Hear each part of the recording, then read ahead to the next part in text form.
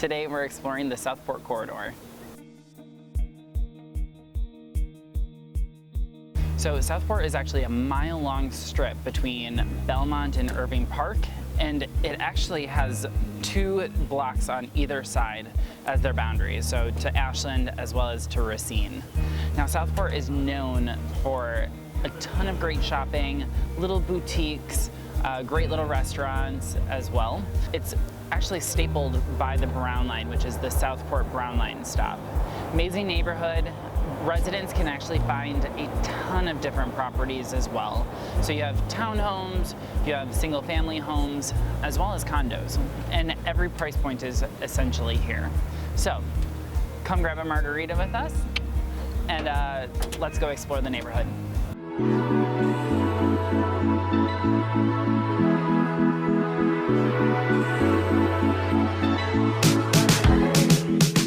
Welcome to Chicago, a vibrant epicenter of architecture, culture, cuisine, and entertainment. With 77 neighborhoods and many micro-neighborhoods to explore, it gives everyone the opportunity to find something that identifies with them. I'm Samuel Shahan, a resident of this great city since 2007 and a top agent who created the Chicago Lifestyle team. And I'm here to help you explore your desires within the Chicago lifestyle.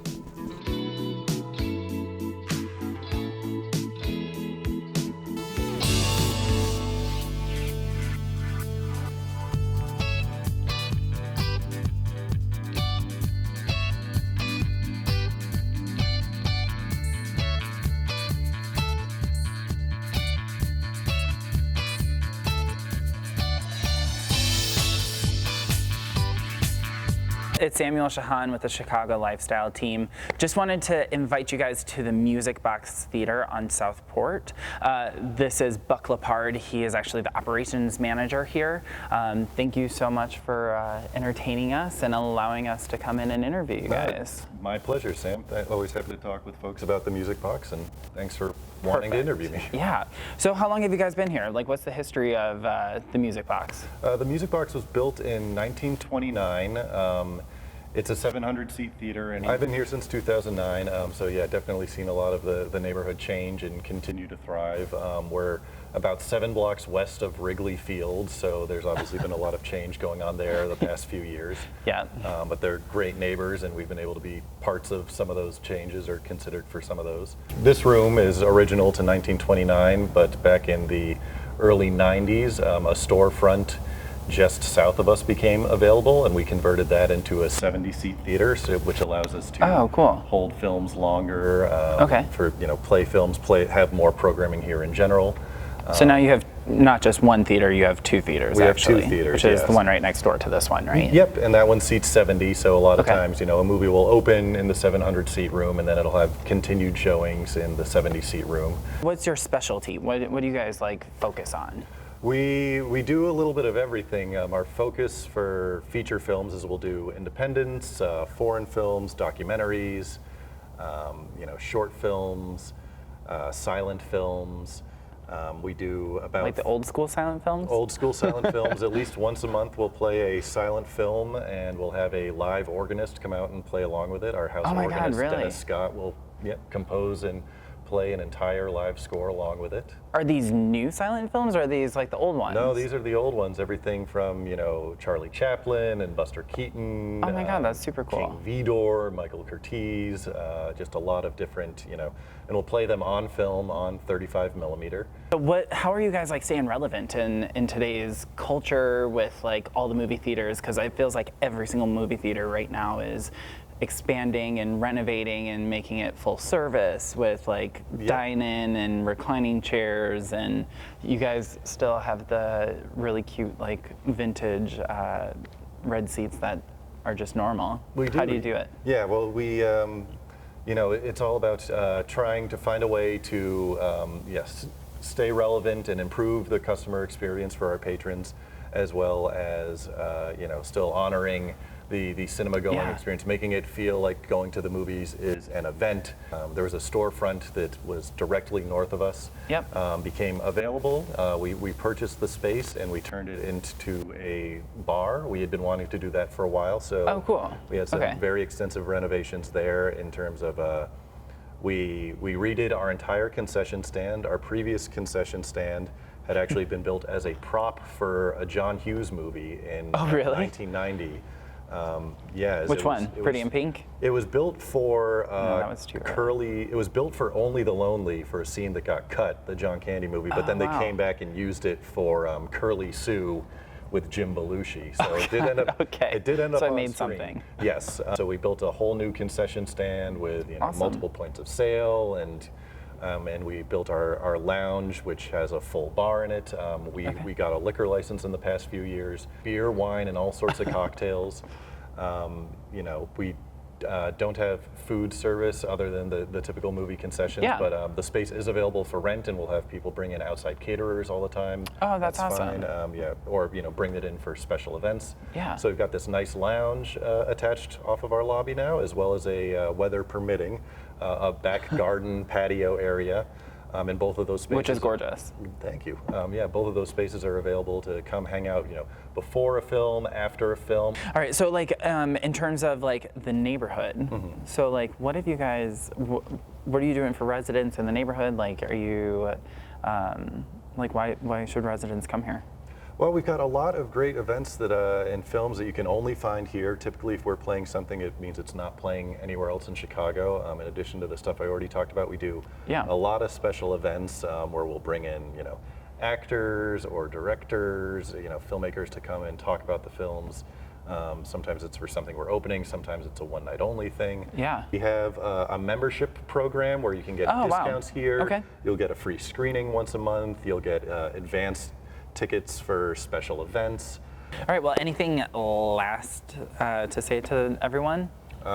We're open 365 days a year, and you're all welcome to come see a movie at the Music Box. And where can they find the schedule for your events and everything? Yeah, you can find us online at musicboxtheater.com. Theater is spelled the British way with an R-E at the end. Okay. Normally, if I don't get an email from someone, it's because they spelled it wrong. They've used the wrong, And we're on Twitter, we're on Facebook, we're on Instagram. And that's where you get the suggestions. That's where you can reach out to us and let us know what you want to see at the Music Box.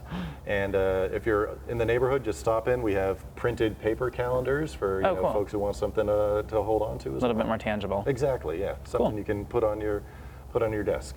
Nice. Perfect. Well, thank you so much, Buck. Thank you really very much. appreciate it. It's been my pleasure talking with you. It's awesome. It's a great venue, guys. If you're looking for something fun to do, definitely check out the website. They literally have so many events that are going on. We've featured it in our Chicago Lifestyle magazine that we've sent out as well, so definitely stop by. Check out the lounge. Also check out the outdoor patio. It's a great opportunity for you to come grab a cocktail and then go see a movie that's unique and different. All right, thanks.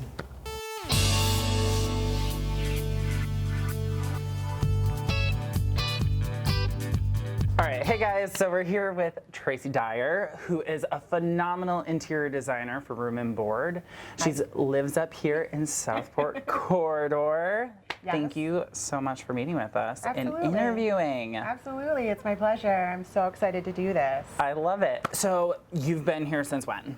I've been here since 2013, May of 2013, so. Excellent, in Southport. In Southport Corridor. At this condo. I bought this condo May of 2013, but I actually rented this condo for 2 years prior to that, so. Oh wow, so you've Yeah. been in the neighborhood for a long time. Yes, and I've watched this neighborhood grow and evolve and just really become a lot more culturally diverse, and then also there's a lot of shopping that's being brought in. A ton of it. A ton of shopping. So when I first moved in, you maybe had a couple of fashion boutiques and maybe one or two restaurants, mostly college, geared towards the college Age bar group, yeah. vibe. And now it's really just starting to become a lot more hip and fun, and I don't know. There's a lot of life here, for sure. That's awesome. What was the ultimate decision for you moving over here? You know what? I loved being in Southport Corridor. Actually, my dentist was over here before I moved into the neighborhood. And Because everybody makes their decision based on their dentist. I know, but you know what? Like, I fell in love with I the love it. neighborhood. I loved the fact that it was quiet. It was almost like you had like a city within the city, but it was like a very like family vibe. Yeah. You know, so it was a family vibe back in 2013. Yep. So it was just a part of the city that I really thought was like geared towards like family friendly. It made you feel safe. Yeah. Like it was just quaint. Yeah, like I'm a single female, you know, like, and I just wanted to feel safe when I moved into a neighborhood. I'm a runner, so I get up super early a lot of times in the morning to run, and I wanted to be in a neighborhood where I felt comfortable doing that. And this neighborhood, you Definitely can easily satisfied do that. that. Yeah. So what are your go-to places? So my go-to places, okay, so there's a Target Express that just opened up, so everybody loves a Target. I love how most people like answer this question with like, oh my God, I love this restaurant or this bar. And you're like, Target Express. Also, the new flagship Whole Foods, which is amazing. That is a phenomenal Whole It's Foods. a really like, great Whole Foods. crazy. And it's like literally right down the street from here. It totally is. But otherwise, you know, like shopping, I will tell you, I love Krista K Boutique. You know, like I like to shop and treat myself to some like high-end things. But also there's like some really nice shopping. There's J. Crew. Yeah. Gosh. It's amazing how many like big name retailers have come into the I know. neighborhood, like There's Gap and Lululemon, and Yes. I mean, There's a lot of them. There's a lot of them. But I will say if you want to keep it old school and you want to see an old school movie, Music Box is awesome. I love going to Music we Box. actually just interviewed them. Yeah? Yeah, so that's going to be a part of this like episode is that's like awesome. Music Box. I love and they, Music Box. And then also if you want to keep it old school after the movies or before, you can go to the like old school DQ and get a cherry dipped cone. That's what I recommend. We used to go there. Amazing. So when I lived up in Lakeview, Yeah. like I lived over on Briar, and we would literally go to that. We would take the convertible, Yes. and then drive over to the DQ, Yes. park, and get our like blizzards, and then eat our blizzards as we went back home. Yes, yes. I will tell you, there's a lot of good restaurants that came in. There's, I think there's a brewery that just opened up, Yeah, which there has is. really great burgers and beers. It's amazing because like 2 years ago, it was like a slew of properties, just a lot of like things just closed. Yes. I think it was because like rents just got really high, and now there's like all these fresh new faces that have like kind of entered the neighborhood, which is Totally. kind of cool. Yeah, no, absolutely. So a lot of good eating. I'm trying to think what else. There's Tuco Blonde, which is new, which is really great too. That's where our intro was shot. Yeah? Yeah, for this episode, we like God. went to Tuco and Blondie. Well, Tango Sir is a classic, so it's Oh, also yeah. That's amazing. down on Southport, like closer towards Music Box. But Tango Sir is a classic, and I will tell you that Mexican mercado is fantastic. If you want to pick up like some fresh meats for yourself and grill, which I love to do. Oh, nice. Yeah. So Where's your grill? Oh, right there. Right there. I was like, it's covered. It's a Cadillac. I like to keep it covered because I want it to be crisp, always. What would be a suggestion for somebody who's like not in the city of Chicago, Yeah. exploring neighborhoods? Yeah. Like, what would you say to them? I would say, you know what? I think Southport Corridor is awesome because I think it's a really great place to get started and to feel like comfortable in a neighborhood in terms of just the people around you. You know, like you have a lot of the young crowd still, so there's still a lot of like those college like oriented age group, family age group too. So it's a really nice balance. So And it what just happens is if somebody's in their comforting. like 60s or 70s moving? And if somebody's in the 60s or 70s, I also think it's a really great neighborhood because you're close to like sporting, so you're close to Wrigleyville, which is like maybe a 3 or 4 block walk, you know, Yeah. but you're on the quiet side of it. So you get all the fun of that area, but it's a lot But quieter. it's not right outside your door. Exactly. The other thing that I will say is I love about Southport Corridor is that I'm super close to the Brown line. In fact, we keep pausing, you know, so that like you can't hear the train go Yeah, by. we have to pause every like few minutes when the trains go by because we're right on Roscoe and the train track is right Yes. here. I thought there was a train coming. So any last like thoughts? Any like last comments for the viewers at I think- home? Yeah, for the viewers at home, I think Southport Corridor is awesome. I think if you're like a dog person, you're a family person, you're like fresh out of college, I don't know, like just, it's a really nice community. I think it's continuing to grow. I think what they're continuing to do is to bring more and more shops in it. So I think of it kind of like evolving into like what you might find in Lincoln Park on Armitage Street. Which is super cute too. Yes, and so I think with that, I think also investing now, buying in Southport Corridor now is a really great investment because you have to think about where it's going to be in 10 years. I love it. Perfect. Well, thank you again so much for like everything, the insights. I think people are gonna gobble it up. I hope so. Come explore Southport.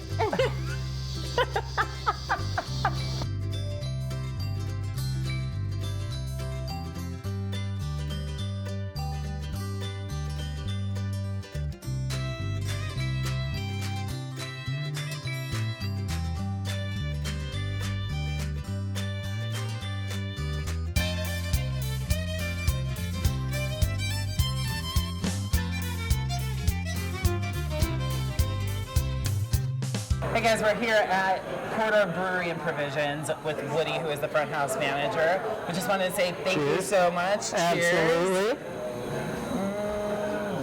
Cheers. So how many beers do you guys always have on tap? We always have 6. Occasionally we have a couple more. Okay. We have a small brewery, though it looks larger right now. So you guys do everything in-house? Yep, So everything like, is- everything right behind us is you guys. All 6 and right now 7 of our offerings are made in-house, right within these 4 walls. That's amazing. Yeah. And you guys brought on an executive chef Yep, we have an executive chef now, as well as a brewmaster. as well as a brewmaster, and obviously a full restaurant here making cocktails, Yeah. beers, whatever. Okay. So what if residents were to come in? What could they expect to find from your food? I think outside of just having food that goes really well specifically with our beer, Yeah. everyone here drinks our beer. Our executive chef, Ryan, all of his cooks are very familiar with the flavor profiles, so they're going to know what tastes best with what beers. They can expect food that pairs really well, and also, like I was saying, just those fresh, locally sourced, farm-forward ingredients. I love it. So how often are you changing your food menu? I know you're adding 2 beers a week or... Yeah, the food menu perhaps changes more often than the beer really? menu does. Yeah, Do you guys have Instagram? Do you Oh have yeah, Facebook? Like, how do we're people all connect over. with you? Untapped, Instagram, Facebook. All of them. Yeah, we use all of it. Pretty active on there. People can respond to us on any of those forums, and we'll take what they have to say to heart and literally amend our menu based on what people have to say. That's amazing. You guys already have the location. You guys are actually a part of Dry Hop as well. Correct, yeah, Dry which Hop. is over in East Lakeview. East Lakeview, correct, So yeah. why did you guys pick Southport Corridor out of all the different neighborhood opportunities? We recognized that this was a really tight-knit community. Yeah. And not only saw a great opportunity, a really great market, but also saw an opportunity to provide something that the neighborhood needed, which was a craft beer focused bar. Yep. And not only that, because we're more than a bar, we're a brewery. There was no brewery here. You guys are unique in that standpoint, as there's nothing like Oh this on Southport. we have by far the most impressive craft beer portfolio, and also the fact that we are a brewery, Corridor Brewery and Provisions. That's right there in the name. Yeah. What people can come here expecting is a really cool business that is entirely driven by the neighborhood, which is obviously one of the strengths of Chicago, is that we have these diverse little pockets, these neighborhoods. Well, I think also a lot of people really liked Southport Corridor just because it's boutique, and the fact that you guys are locally owned, you're locally sourced. Oh yeah, and I think that's what. And people can come here, and obviously we have a beautiful space, and we're kind of Southport boutique in that way, and we're boutique because we're small. But we provide a little bit of a different environment. It's still a neighborhood place, but it's not going to be exactly what they've experienced at many other places. It's completely unique to this environment and completely unique within Chicago. Yeah, cool. So any last comments or questions, concerns for everyone? Drink Chicago beer. Drink Chicago beer. I love it. All right, thanks guys.